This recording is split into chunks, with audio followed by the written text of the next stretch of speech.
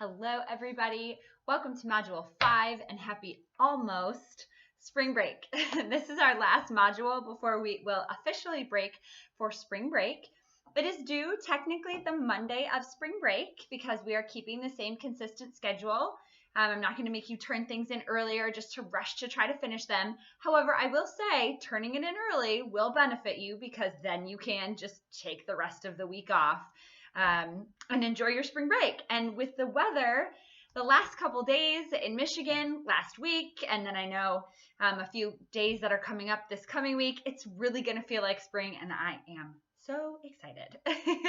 Before I get into an overview of what we're going to discuss this module, I first just want to say, wow, I am so impressed with so much of the work that you guys are putting in, the assignments that you guys are creating, the discussions that you guys are having, the opportunity that I've had to interact with some of you personally. It has been so much fun. You guys are working so hard. Keep up the hard work. You are almost at spring break where you can hopefully refresh and recharge. So during this module, we will introduce you to digital media.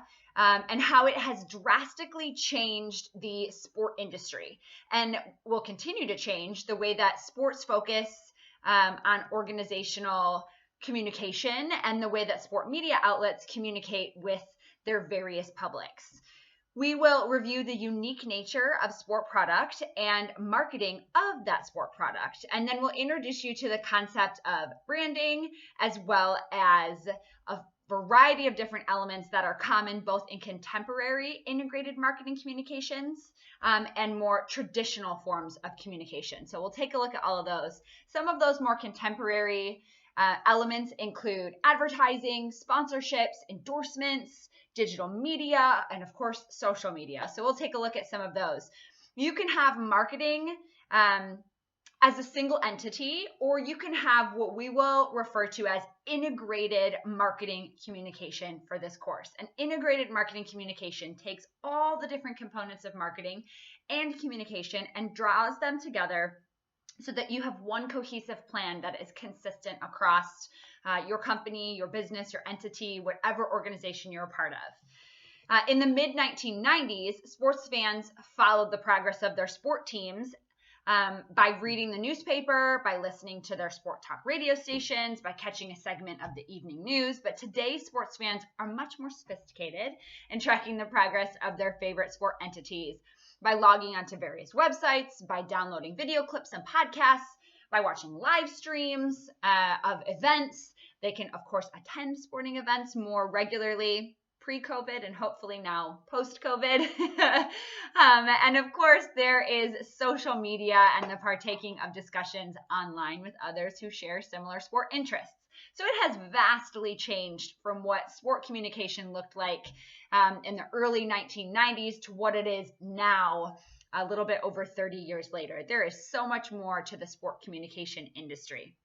And the internet is part of why it has changed so much. The internet is part of everyday life for most Americans. In fact, I would probably beg to differ that most students, including everybody in this class, can't remember a time when they did not regularly use the internet. A 2019 Pew Research Center survey. Pew Research is an accredited research company.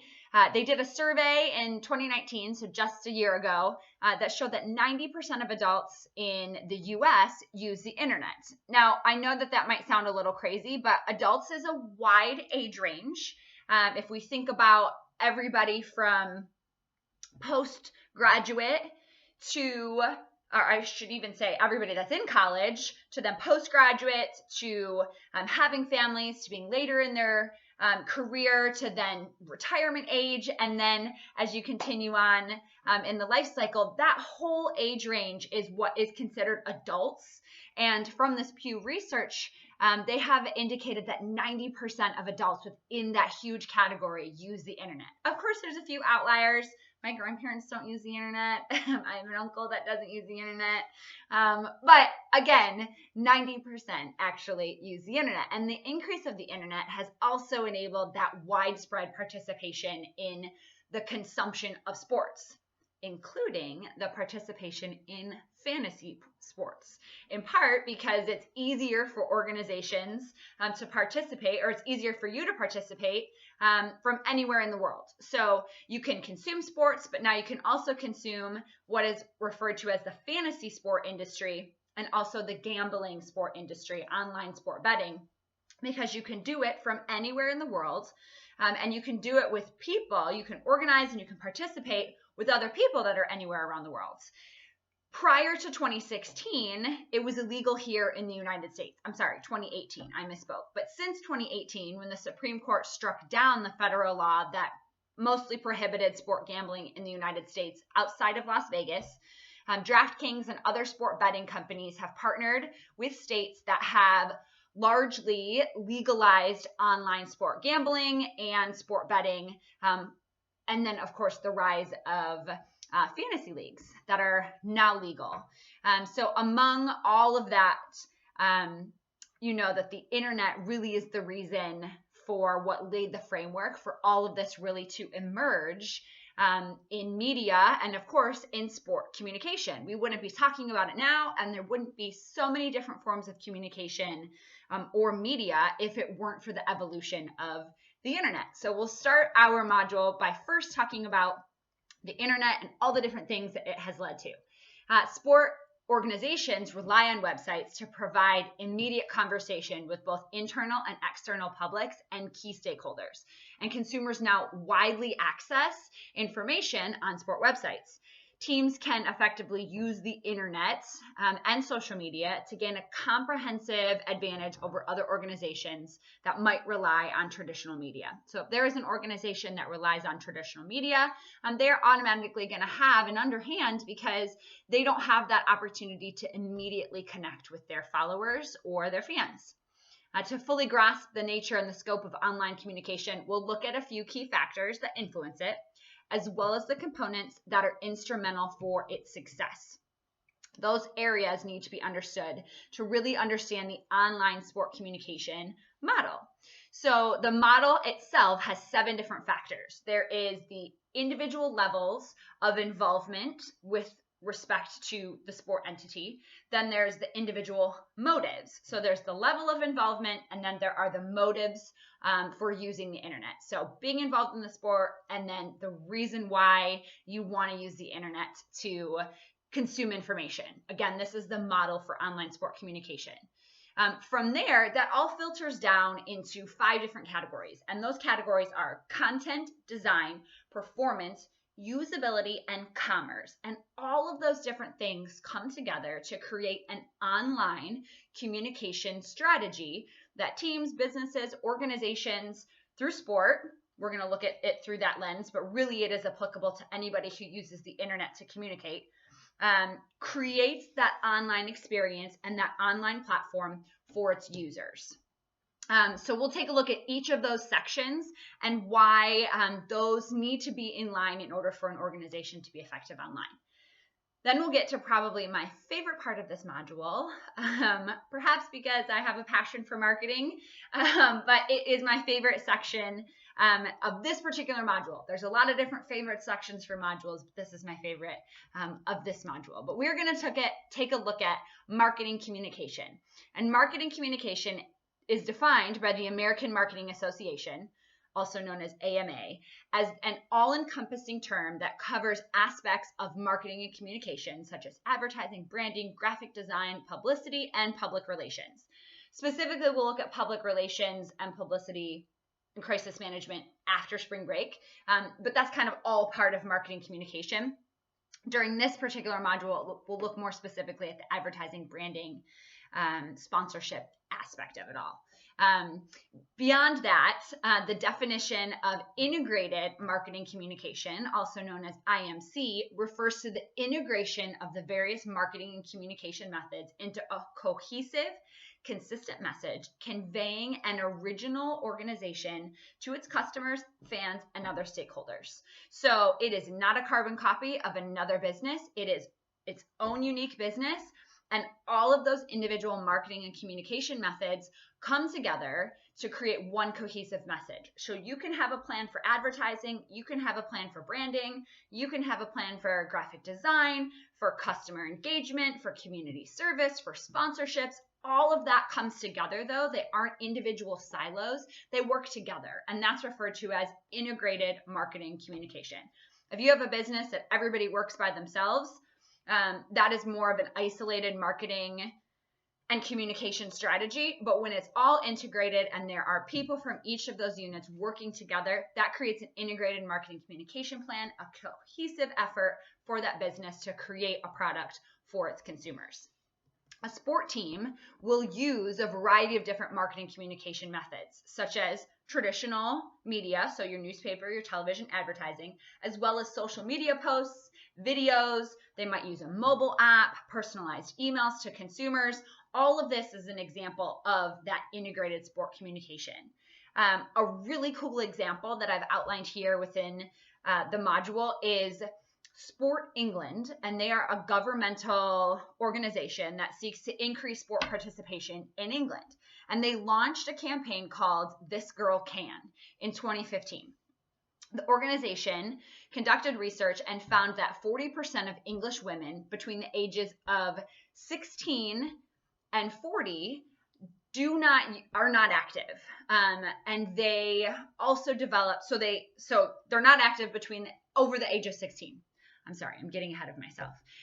So they are not active over the age of 16. So they developed a campaign to show women of all shapes, races, age, size, and ability levels that they can participate in various sport and fitness activities. The site that they created has 94 different forms of exercise. The website also features inspiring stories about women whose lives have been changed by getting active. And on that website, it becomes interactive because they allow women to share their stories. You can either share your story on the website, or they have created a social media platform, or they have engaged a social media platform, specifically Instagram. Maybe one of you is texting me right now. I don't know. And on their Instagram page, you can also share your stories. Those stories then go back to the website. So that's an integrated example of marketing and communication. They're using one platform to parlay information to another platform. Content that's on their website in an abbreviated version can also be found on their social media platforms. Now, they're not carbon copies, because if you can get what you need on their app, why would you need to go to their website? Or if you can get what you need on their social media channel, why would you go to their website? So they're not carbon copies, but they complement each other. They are integrated within the plan. The content complements what the social media pages have. They also have a Facebook page where there are short inspirational videos and stories. It presents opportunities to be active. They post inspirational quotes. On Twitter, they encourage their followers to share their stories of getting active or share what they're doing on a daily basis using the hashtag #ThisGirlCan. So it's all integrated. It doesn't work independently of itself. It works together. They utilize several platforms of that detailed plan for interconnectivity, and that's what makes this an example of integrated marketing communication. So sorry, I stumbled over my words there. It's just a really cool example, and there's some awesome videos there, and I also linked the website so that you can see exactly what an integrated marketing communication plan is. Of course, there are tons and tons of examples. Businesses are getting much more savvy when it comes to actually having those integrated plans than what they used to. So I'm sure in your own experiences with sport, you can find or recall your own examples, but this is the one that I used for this particular class. One of the most important benefits for sport organizations that complete a comprehensive IMC strategy is the development of a strong brand. And the process of branding involves developing and cultivating a specific brand image and an organization for an organization and its products. So something very specific and intentional. Consumers are more likely to purchase products from a well-represented, well-known brand name because specific organizations and products elicit certain associations or perceptions in consumers' minds. So we'll take a deeper look at what that specifically is, and there's some additional examples there outlined for you to better understand what that looks like. From there, there are a few additional examples that we're going to talk about, or there's a lot of additional examples we're going to talk about branding, advertising, sponsorship, activation, trends in the use of athlete endorsements, and the rise of the infamous influencer. So they all play a role in effective integrated marketing communication. And we'll dive deeper into each of those categories. So that will conclude our module. At the end, you will have a discussion and assignment, followed by a short quiz. Like I said, I encourage you to really buckle down, work through this material, finish it early. Feel free to turn stuff in. You don't have to wait until the 15th or till the Monday when material is due. You can turn it in early. If you get through our material, don't skip the material. But if you get through it and you can complete all of the assignments and the discussions and the quizzes, then turn it in and then enjoy your spring break. Really buckle down, make these next 2 weeks count, and then you can enjoy your much deserved break. Other than that, if you guys have any questions about anything, feel free to reach out to me. I'm always available. But best of luck, and I will see you guys on the flip side.